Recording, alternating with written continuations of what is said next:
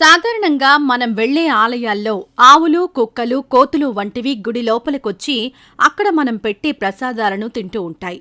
ఇది సర్వసాధారణంగా జరిగే విషయమైతే, ఇప్పుడు మనం తెలుసుకోబడే ఆలయంలో మాత్రం ఎలుగుబంటి ప్రతిరోజూ ఆలయానికొచ్చి అమ్మవారి ప్రసాదం ఆరగించే వెళుతుంది.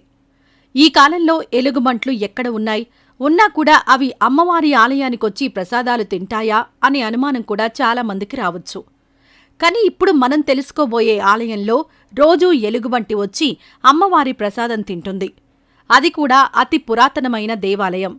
ఆ ఆలయం ఎక్కడ ఉంది? ఆ ఆలయం యొక్క ప్రత్యేకత ఏంటి? అక్కడ ఏ దేవత కొలువై ఉంది? ఇలాంటివన్నీ ఇప్పుడు మనం తెలుసుకుందాం.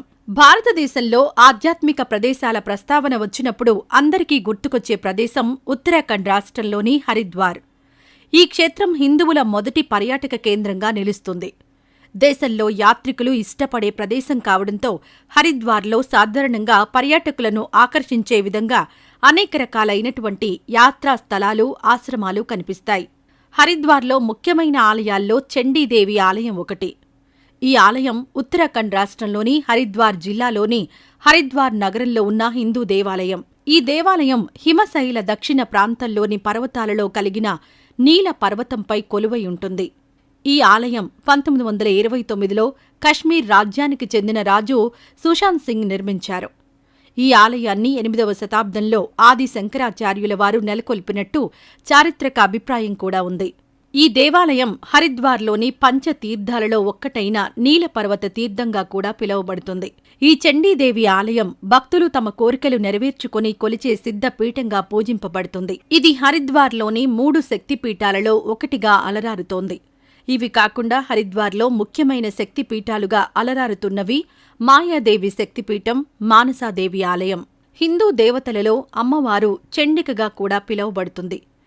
చండిక యొక్క కథ విషయానికొస్తే, పూర్వకాలంలో శుంభ, నిశుంభ అనే రాక్షస రాజులు దేవతల రాజధాని అయిన స్వర్గాన్ని ఆక్రమించారు. ఇంద్రుణ్ణి, దేవతలను స్వర్గం నుంచి వెళ్లగొట్టారు. దేవతల ప్రార్థన విన్న పార్వతి వాళ్ల రక్షణార్థం చండికగా అవతరిస్తుంది. ఆమె సౌందర్యానికి మోహించిన శంభుడు ఆమెని కోరుకుంటాడు. ఆమె నిరాకరిస్తుంది. దానితో ఆమెను హతమార్చడానికి చండముండలను పంపిస్తాడు. వారు ఆమె క్రోధం నుంచి జన్మించిన చాముండి ద్వారా హతులవుతారు. శుంభ, నిశుంభలు చండికను హతమార్చాలని ప్రయత్నం చేస్తారు. కాని ఆమె చేతిలోనే మరణిస్తారు. వారిని వధించిన తరువాత చండిక కొంతసేపు నీల పర్వతంపై విశ్రమించినట్టు పురాణ కథలు.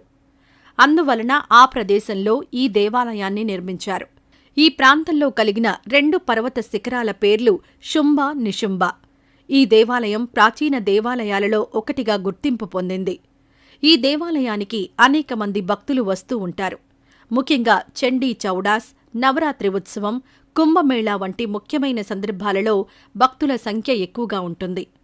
హరిద్వార్ని దర్శించే యాత్రికుడు తప్పనిసరిగా దర్శించవలసిన దేవాలయమిది.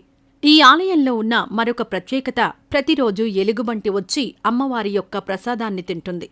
అంతేకాకుండా ఆలయం చుట్టూ తిరుగుతుంది కూడా. అక్కడ ఉన్న భక్తులను ఏమీ చెయ్యదు సరికదా, వారు పెట్టే ప్రసాదం కూడా చాలా చక్కగా తింటుంది. ఇక్కడి వారు ఈ ఎలుగుబంటిని అమ్మవారి ప్రతిరూపంగా భావిస్తారు. ఎలుగుబంటితో సెల్ఫీలు కూడా దిగుతారు. ఈ దేవాలయం హరికి, పౌరికి 4 కిలోమీటర్ల దూరంలో ఉంది. ఈ దేవాలయాన్ని చేరాలి అంటే చండీగఢ్ నుంచి 3 కిలోమీటర్ల దూరంలో పర్వతారోహణ మార్గం ఉంది. ఈ మార్గంలో పర్వతాన్ని అధిరోహించాలి అంటే అనేక మెట్లున్నాయి. ఈ దేవాలయానికి వెళ్లడానికి రోప్ మార్గం కూడా ఉంది. ఈ మార్గం ద్వారా మానసాదేవి ఆలయం నుంచి చండీదేవి ఆలయానికి వెళ్లొచ్చు.